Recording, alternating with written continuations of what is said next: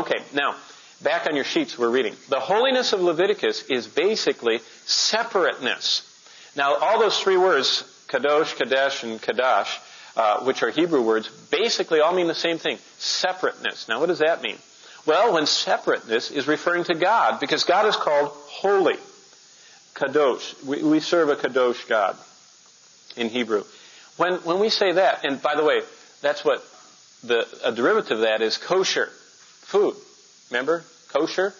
That means it's separate from normal food. It's separated. It doesn't get defiled.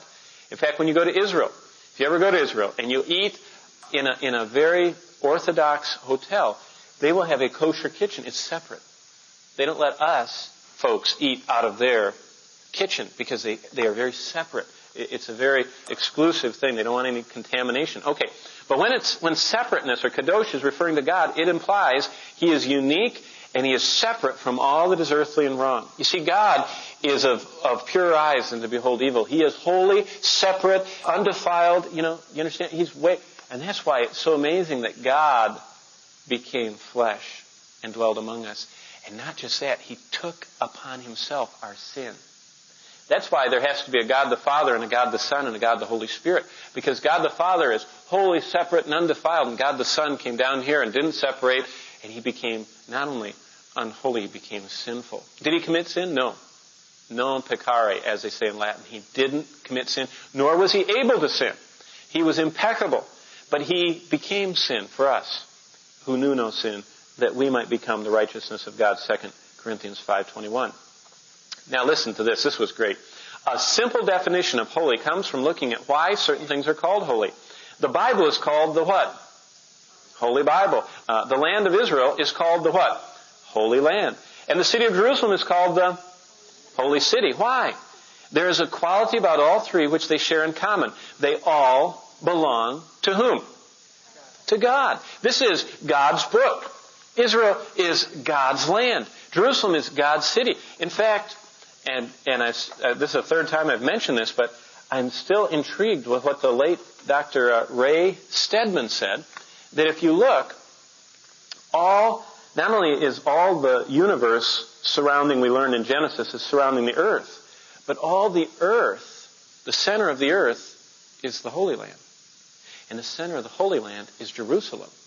And it's very interesting that right now, somewhere in the Middle East, just toward the Euphrates River, the 200 million fighters, a lot of, if you read closely between the lines in chapter 16 of Revelation, it says that the leaders of this host, here we go, it's Revelation 16 verse 12, and the sixth angel poured out his bowl on the river Euphrates, which goes right through Iraq, and divides Iran and Iraq, and its water was dried up so that the way from the kings of the east might be prepared.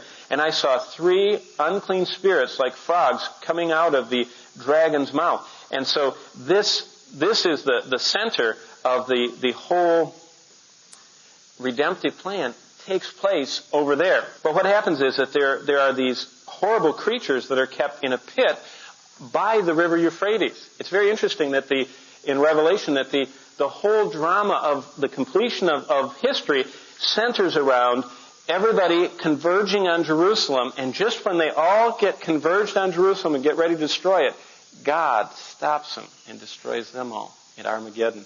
And it's an amazing thing to think about that God's holy city, as we're reading about here, is so important to Him that He's made it the bullseye of history. And even the book of the Revelation, even all the horrors of Revelation, all of them center around that holy city and who owns it and who's going to be there, because God's showing His ownership. Back to this. The Bible is God's book. Israel is God's land. Jerusalem is God's city. They're God's property, and that's why they're holy. They belong to God. And referring to a man, kaphar, speaks of a life of purity and obedience. And listen, it speaks of the fact that we are owned by God.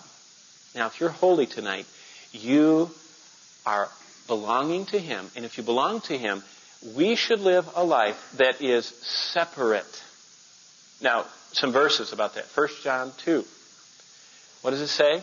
Love not the world and the things in the world. If any man love the world, the love of the Father is not residing in him. For all that's in the world, the lust of flesh, the lust of the eyes, and the pride of life, is not from the Father, but is of the world. And the world passes away and the lust thereof. But he that does the will of the Father will last forever. How about James 4?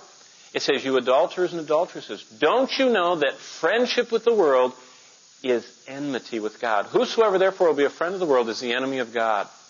God calls those that are not separate from the world adulterers and adulteresses. It means we are engaged to Christ to be married, and yet we're hanging around and living with the world.